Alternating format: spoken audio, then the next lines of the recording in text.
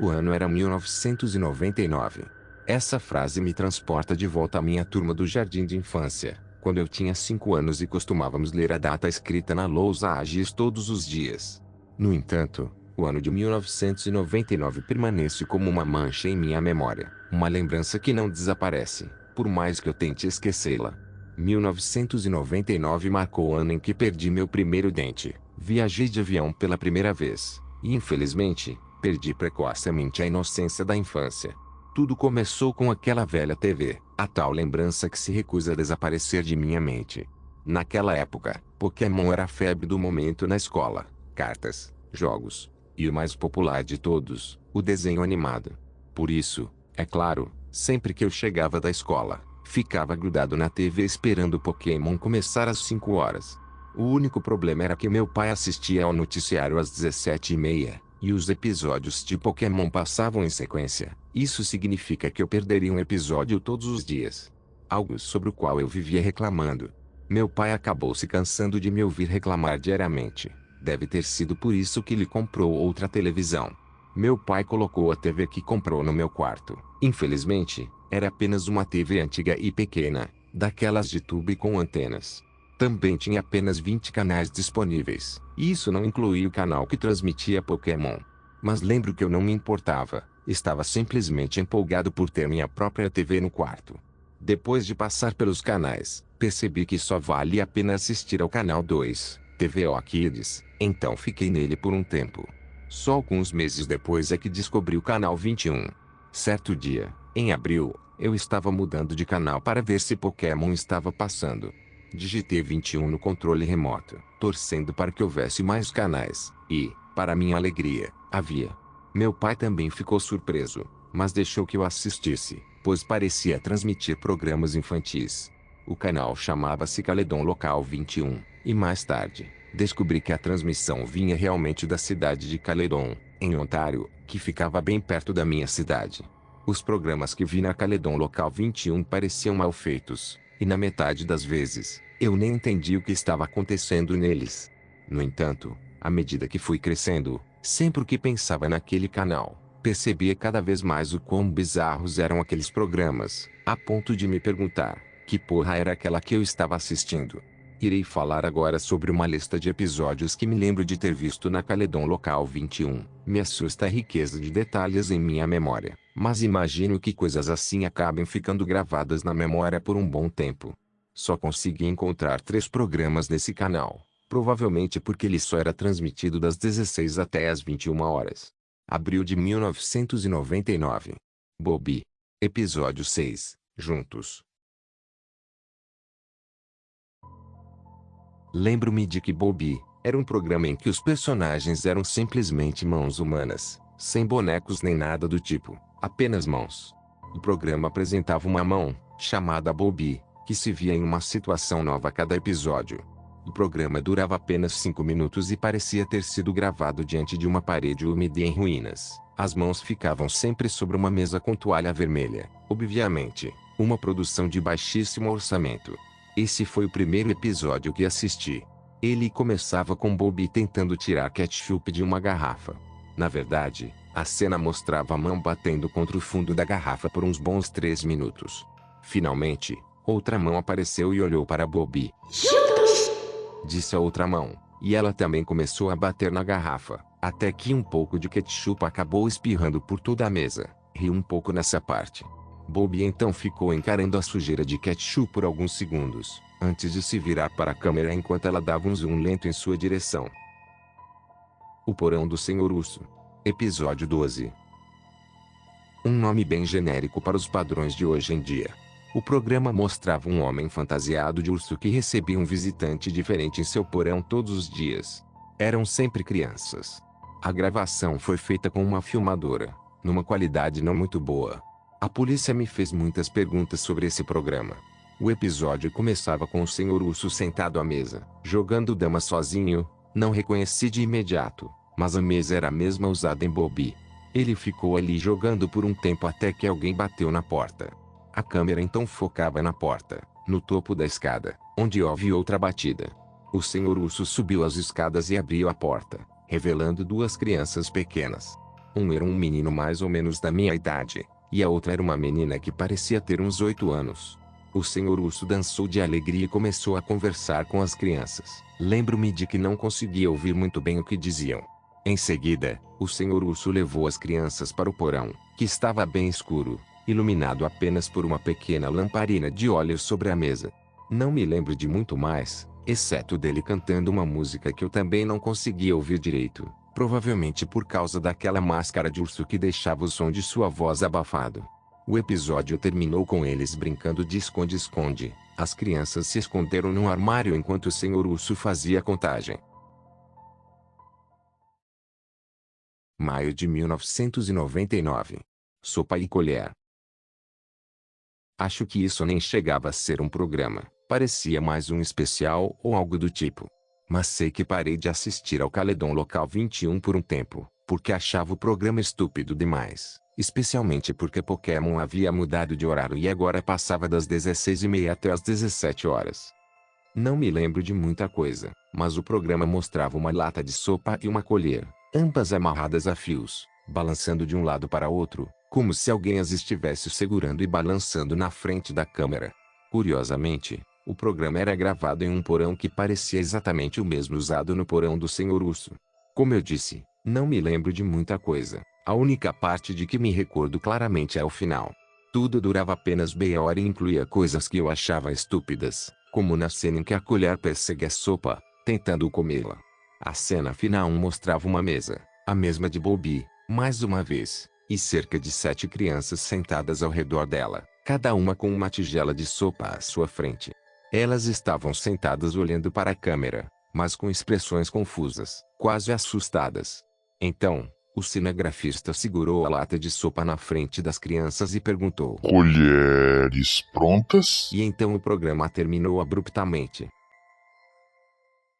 Julho de 1999.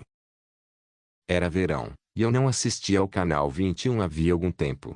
Até que, certo dia, ao passar a noite na casa de um amigo, decidi que iria assistir novamente. Meu amigo havia ganhado uma televisão para o quarto pelo seu 6º aniversário. Então, ficamos acordados até bem tarde. Para nós, na época, 21h30 da noite era muito tarde.